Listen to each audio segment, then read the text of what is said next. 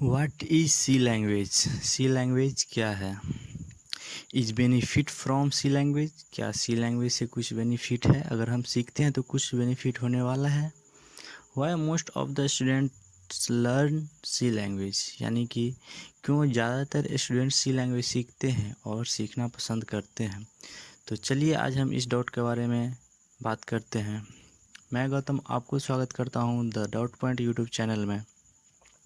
दोस्तों, मैं सी programming language का कंप्लीट कोर्स शुरू करने जा रहा हूँ इस चैनल पे, वो भी हिंदी में, जो बिगनर्स के लिए बहुत ही ज़्यादा बेनिफिट होने वाला है और जो पहले से जानते हैं उसके लिए भी बहुत ही नई जानकारियाँ मिलेगी। तो चलिए हम शुरू करते हैं बिना देरी के। सी लैंग्वेज, सबसे पहले स्टार्ट करने से पहले हम एक छोटे से डॉट पे डिस्कस करते हैं कि language, what is the exact meaning of language. Language means that by which we can easily communicate with someone else, यानी कि हमको किसी से कम्युनिकेट करने के लिए एक मीडियम की ज़रूरत पड़ता है।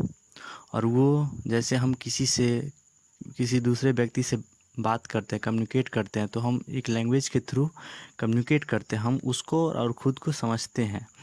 ठीक उसी प्रकार हम मशीन लैंग्वेज को एक लैंग्वेज के थ्रू समझते हैं।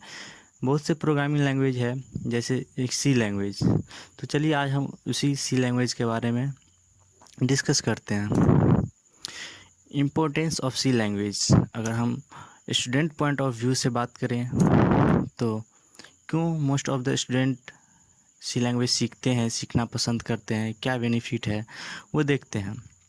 Because in every programming survey C language listed in top 10, यानी कि जितने भी प्रोग्रामिंग सर्वे होते हैं हर सर्वे में सी लैंग्वेज टॉप 10 में अपना एक जगह रखता है।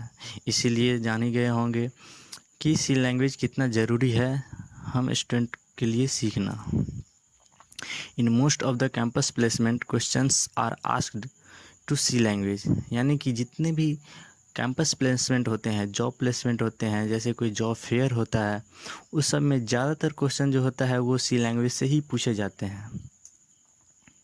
इट बिल्ड प्रोग्रामिंग स्किल्स, ये एक ऐसा प्रोग्रामिंग लैंग्वेज है कि अगर आप प्रोग्रामिंग लैंग्वेज स्किल डेवलप करना चाहते हैं, स्ट्रॉन्ग करना चाहते हैं, तो ये सी लैंग्वेज बहुत ही बेनिफिट होगा, क्योंकि it contains most of the features of all programming language, यानी कि ये सी लैंग्वेज और बाकी जितने भी प्रोग्रामिंग लैंग्वेजेस के फीचर हैं उसमें से मोस्ट ऑफ द फीचर्स माने बहुत सारे फीचर्स को ये कंटेन करता है। यानी कि बहुत सारे फीचर्स जो होते हैं, जो बाहरी दूसरे प्रोग्रामिंग लैंग्वेज में भी यूज होते हैं, वो इस प्रोग्रामिंग यानी सी लैंग्वेज में यूटिलाइज होता है।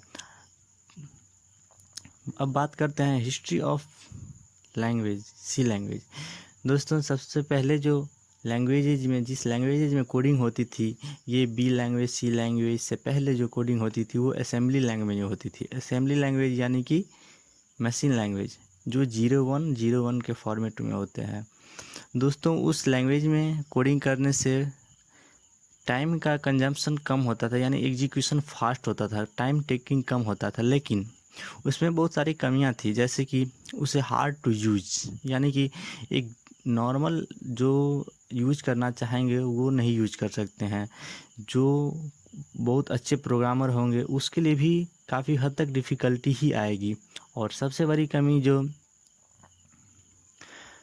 पोर्टेबिलिटी होती है वो नहीं है। असेंबली लैंग्वेज में पोर्टेबिलिटी नहीं है। पोर्टेबिलिटी मीन्स कि अगर हम जिस सिस्टम पे कोड लिखते हैं उसी सिस्टम पे कंपाइल होगा और सिर्फ उसी सिस्टम पे वो प्रोग्राम एग्जीक्यूट करेगा, रन करेगा, बाकी किसी और दूसरे सिस्टम पे वो एग्जीक्यूट नहीं होगा।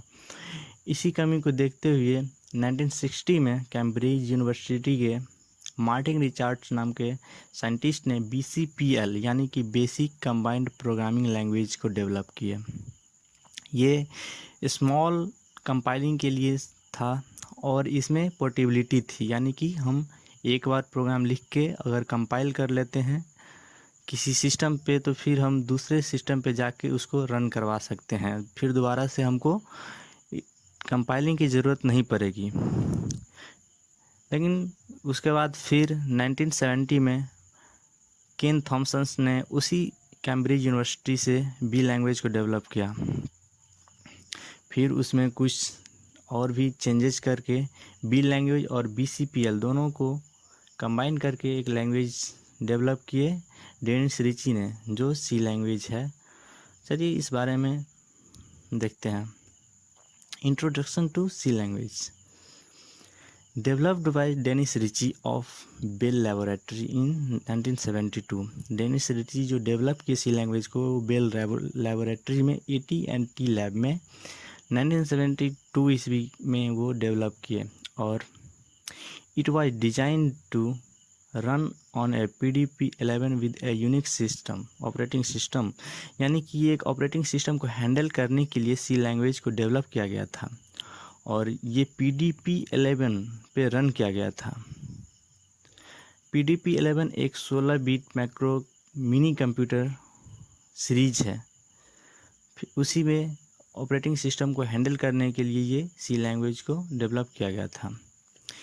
It was born of two others languages BCPL and B language, यानी कि ये BCPL और बी लैंग्वेज, जैसा कि हमने पहले भी डिस्कस किया, ये दोनों लैंग्वेज को मिल के सी लैंग्वेज को डेवलप किया गया। With the help of this languages we can develop both application and system software, यानी कि सी लैंग्वेज के हेल्प से हम एप्लीकेशन एंड सिस्टम दोनों प्रकार के सॉफ्टवेयर को हम डेवलप कर सकते हैं। अब देखते हैं what is C language. C is a high level language structured programming language that means program run in a certain order, यानी कि सी एक स्ट्रक्चर्ड, यानी कि ये स्टेप बाय स्टेप काम करने वाले लैंग्वेज है। इन अ सर्टेन ऑर्डर मीन्स कि एक ऑर्डर में, एक क्रम में ये काम करता है, जैसे कि फर्स्ट के बाद सेकंड, सेकंड के बाद थर्ड, इस फॉर्मेट में ये काम करता है। It is also known as middle level language, ये मिडिल लेवल लैंग्वेज के नाम से भी जाना जाता है, क्योंकि ये मशीन लेवल लैंग्वेज और लो लेवल लैंग्वेज के बीच में आता है, इसीलिए इसे मिडिल लेवल लैंग्वेज भी कहा जाता है। It is A portable language, जैसा कि हमने पहले कहा, सी एक पोर्टेबल लैंग्वेज है।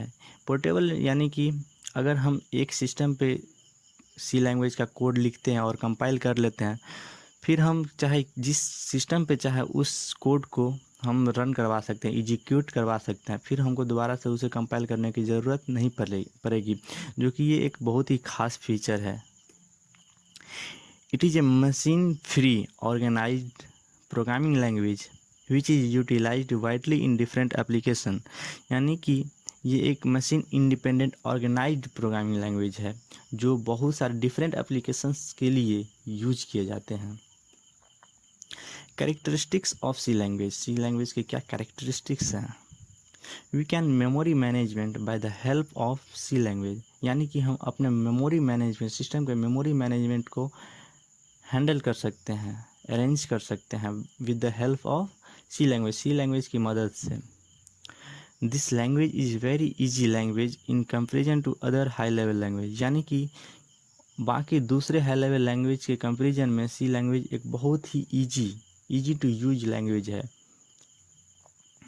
It has the portability facility, यानी जैसा कि पहले भी हमने डिस्कस किया है, ये पोर्टेबिलिटी फैसिलिटी, इसके पास पोर्टेबिलिटी फैसिलिटी है, ये किसी एक बार कंपाइल होने के बाद किसी दूसरे सिस्टम पे आसानी से एग्जीक्यूट कर सकता है। There is no input output operation in C, यानी कि इसमें कोई भी बारी इनपुट आउटपुट ऑपरेशन नहीं किए जाते हैं। इनपुट ऑपरेशन के लिए इसमें इनबिल्ट स्टैंडर्ड लाइब्रेरी फाइल होते हैं, फंक्शन होते हैं, उसको यूज किया जाता है, उन्हीं के थ्रू ये इनपुट आउटपुट ऑपरेशन करते हैं। अगला, this is a functional language, इसे फंक्शनल लैंग्वेज भी कहा जाता है, जिसका मतलब all works are done by using different types of functions. C language में बहुत सारे फंक्शंस हैं, जैसे main functions, library functions, return functions, बहुत सारे फंक्शन हैं जो हम आगे डिस्कस करेंगे। उस सभी, यानी कि हर डिफरेंट पर्पस के लिए हर डिफरेंट तरह के फंक्शंस यूज किए जाते हैं, इसीलिए इसे फंक्शनल लैंग्वेज कहा जाता है।